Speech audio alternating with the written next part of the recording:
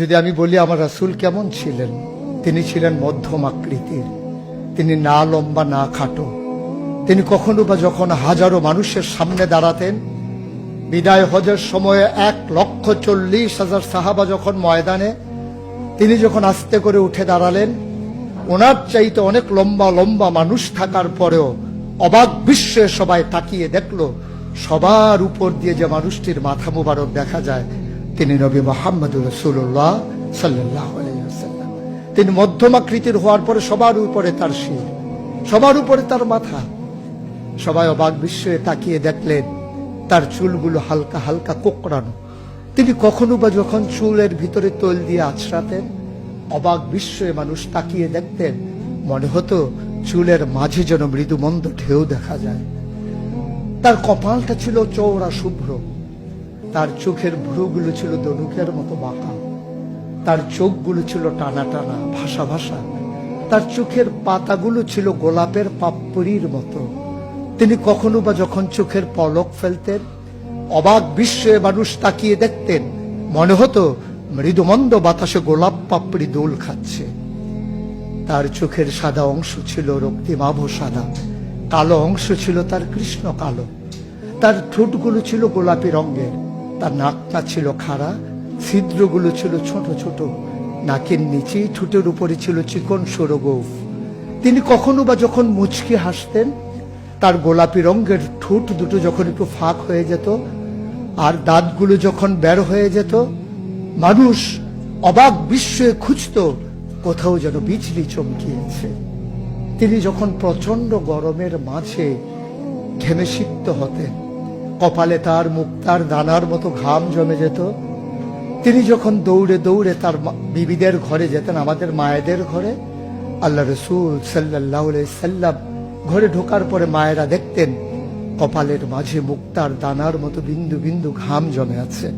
মায়েরা বলতেন, গুস্তাখি মাফ কর দিজিয়ে, বেয়াদবি মাফ করবেন, আপনি চুপটি করে একটু বসুন। নবীকে বসিয়ে ওরা ছোট্ট শিশি খুঁজে বের করতেন, অতি যত্নে পরম আদরে তার কপালের ঘামগুলো তারা শিশির ভিতরে ভরে মুখ বন্ধ করে রেখে দিতেন। ঈদ যখন আসতো, বিয়ে যখন হতো, জমানো ঘাম তারা আতর হিসেবে ব্যবহার করতেন। এ নবী তো সে নবী, হেঁটে গেছেন 1 মাস আগে রাত পথ ধরে, যাওয়ার পরে তিনি তো চলেই গেছেন।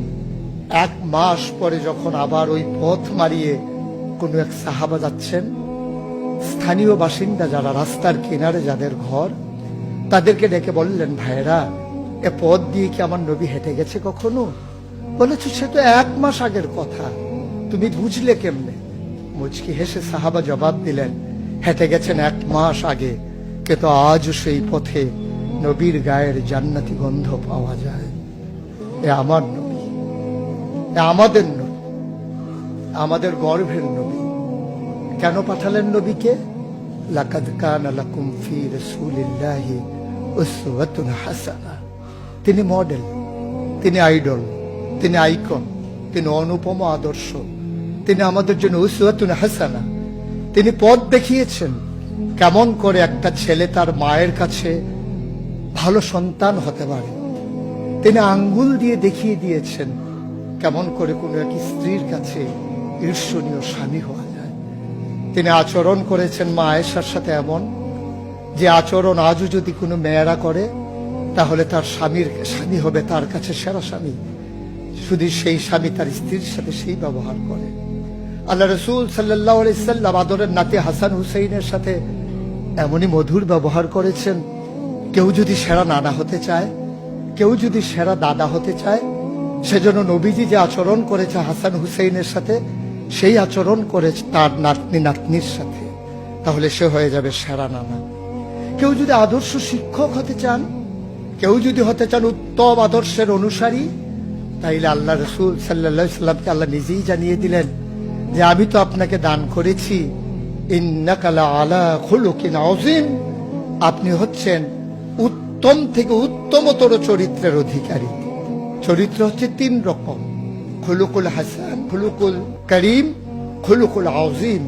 খুলুকুল হাসান মানে হচ্ছে আপনাকে একজন গালি দিয়েছে, আপনি হুবহু সেই গালিটা দিয়েছেন। আপনাকে বলেছে তুমি বদ, আপনি বলেছেন আমি না তুমি বদ। এটা হচ্ছে হাসান। আপনাকে বলেছে তুমি সাংঘাতিক খারাপ, আপনি চুপ মেরে হেঁটে চলে গেছেন মাথা নিচু করে, আপনি হচ্ছেন খুলুকুল কারিম।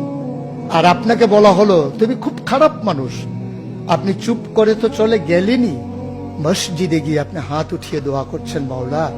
সে হয়তো বুঝিনি, সে যদি বুঝতো আমাকে হয়তো বলতো না, তার জন্য উল্টা আপনি দোয়া করে দেবেন।